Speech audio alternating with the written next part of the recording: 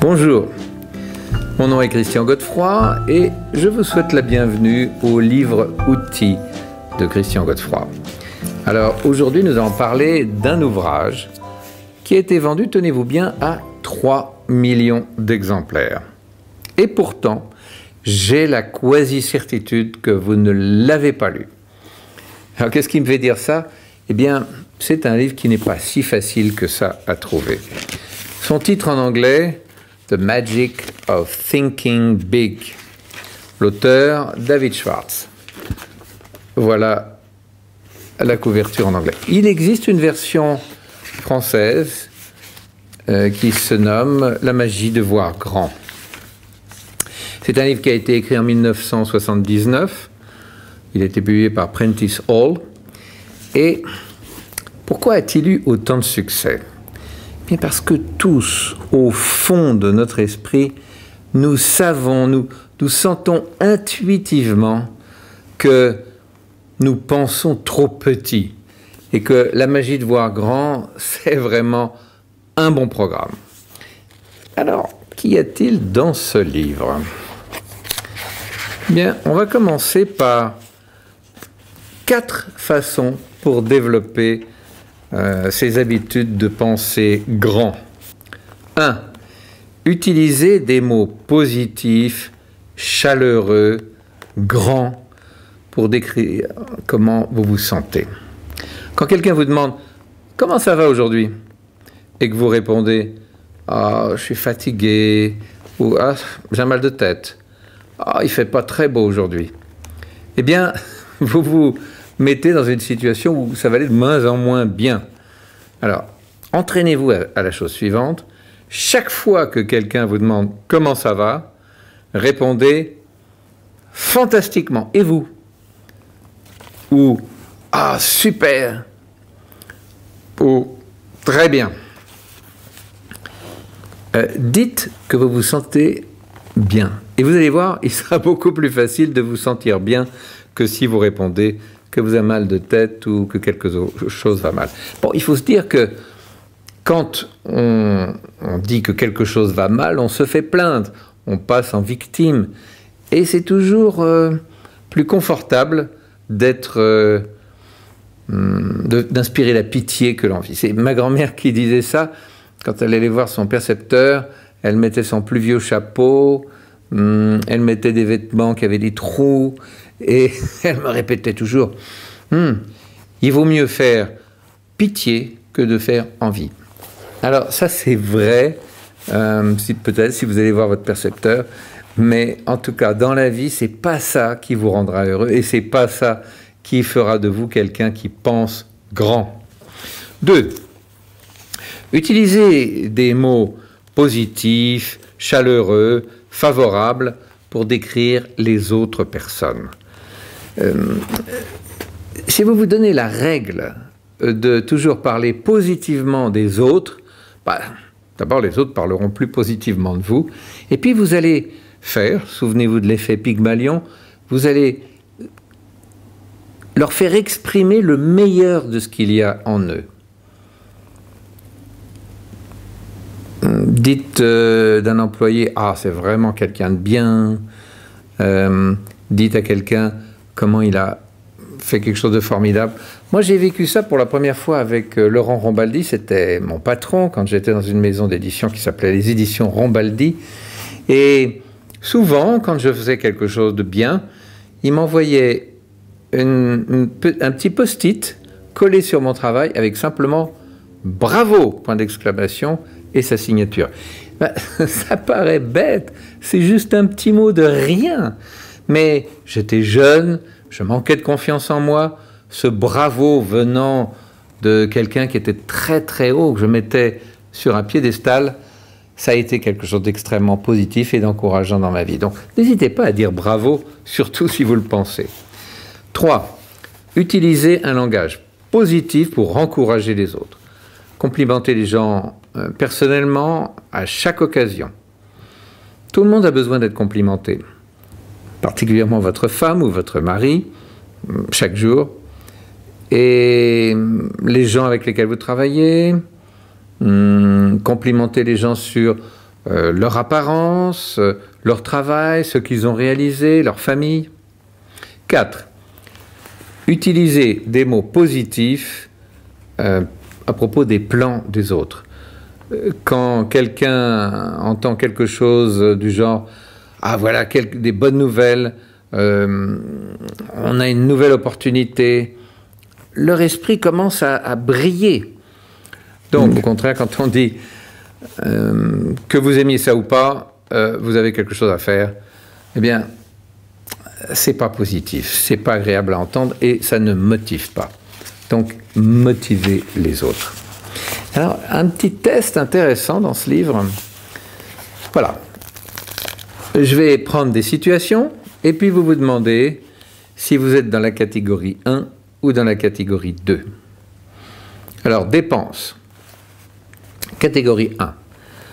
Trouve des façons d'augmenter le revenu en coupant dans les dépenses et en faisant attention, en faisant rentrer l'argent. 2. Cherche des moyens d'augmenter le revenu en vendant plus.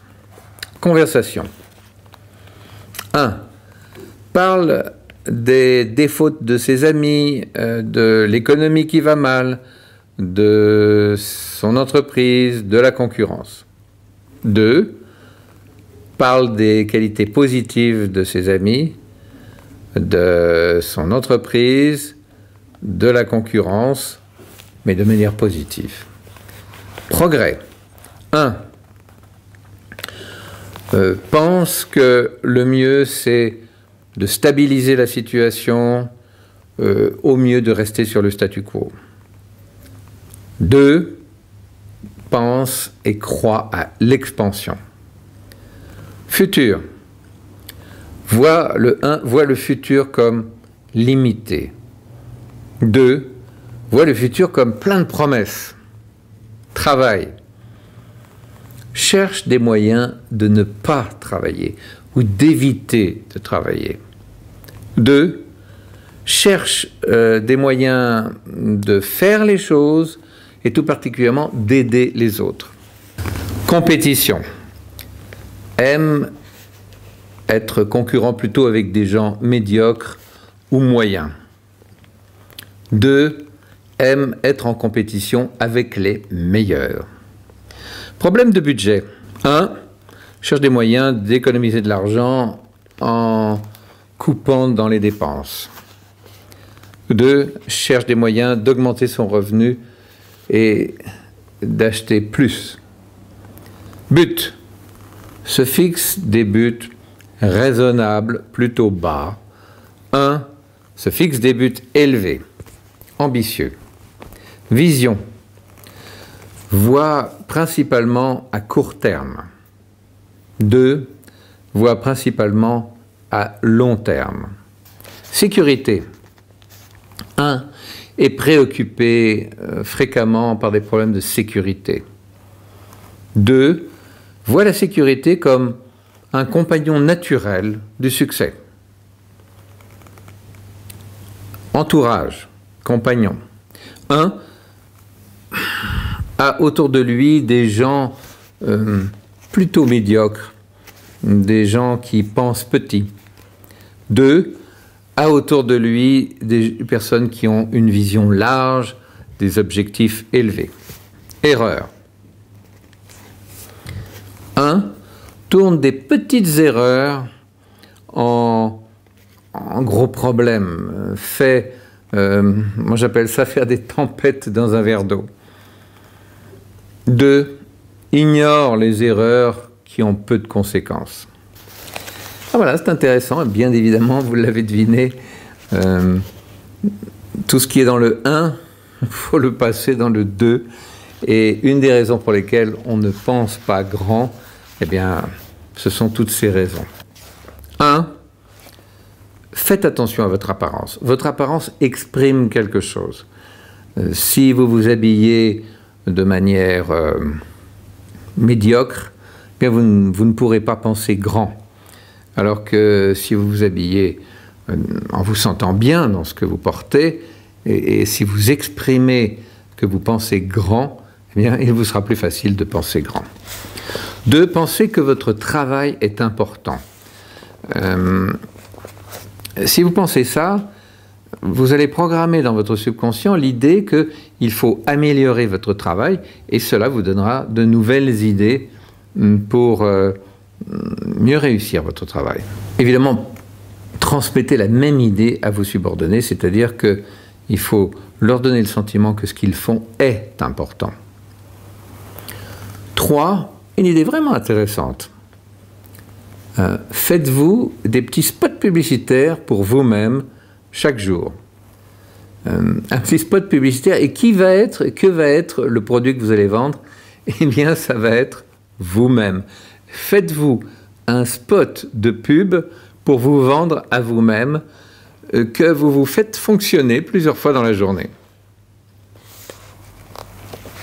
Répétez-vous plusieurs fois dans la journée que vous êtes quelqu'un qui vit en première classe. Et 4, dans toutes les situations de la vie, posez-vous la question, est-ce que c'est de cette manière que quelqu'un d'important, qui réussit, qui pense grand, va exprimer les choses?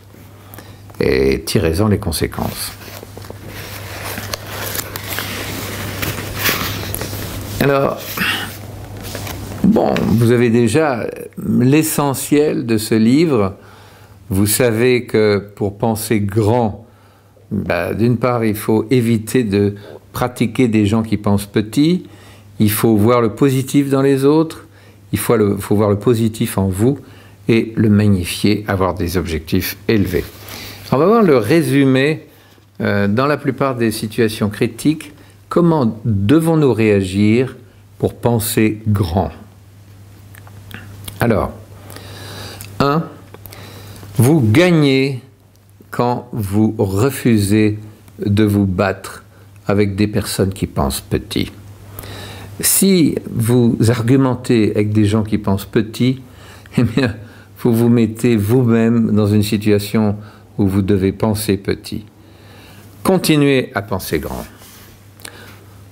2. Attendez-vous à des critiques, à ce que vous soyez visé comme quelqu'un qui un fusil et qui vous met dans sa lunette de visée. Si ça vous arrive, si on vous attaque, c'est la preuve que vous êtes en train de grandir. 3. Souvenez-vous que les gens qui vous attaquent sont psychologiquement malades. Au lieu de leur en vouloir, ayez de la pitié pour eux, de la tolérance. Dites-vous que ça n'est pas vraiment leur faute. Pensez à vos points forts. Concentrez-vous sur vos points forts. Faites-leur prendre dans votre esprit plus de place. Remettez toujours les autres dans une perspective d'êtres humains. Nous sommes tous des êtres humains avec nos forces et nos faiblesses. Alors pourquoi avoir peur de certaines personnes? Lorsque vous avez un argument, une discussion avec quelqu'un, pensez grand.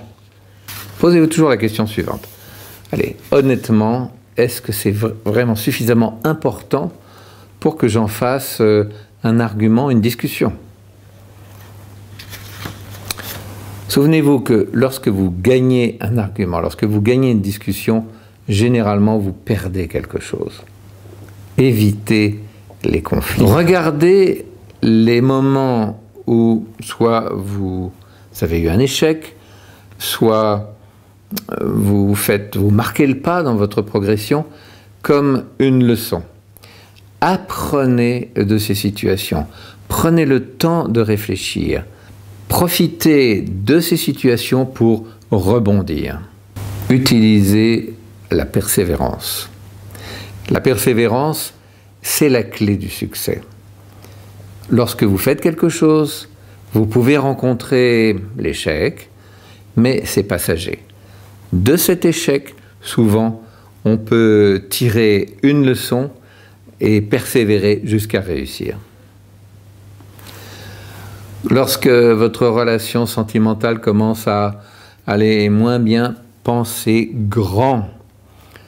Généralement, la relation sentimentale se défait à cause de petites choses ridicules. Pensez aux choses importantes, pensez à ce qui vous a rapproché de votre compagnon ou de votre compagne. Concentrez-vous sur ses qualités, pas sur ses défauts. Tout ce qui est petites choses qui vous agacent peut-être, mettez-les à leur vraie place, c'est-à-dire loin derrière. Faites des choses spéciales pour la personne que vous aimez et faites-le souvent. Pensez suffisamment grand pour créer des joies dans votre relation.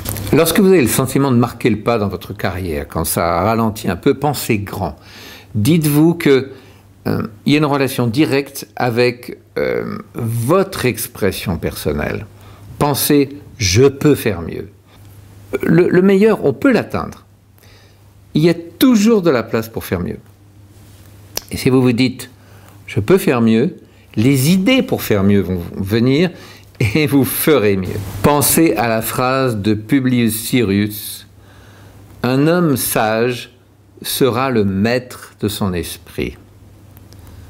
Un fou en sera son esclave. » Et bien voilà, la magie de voir grand, c'est principalement une attitude et une habitude.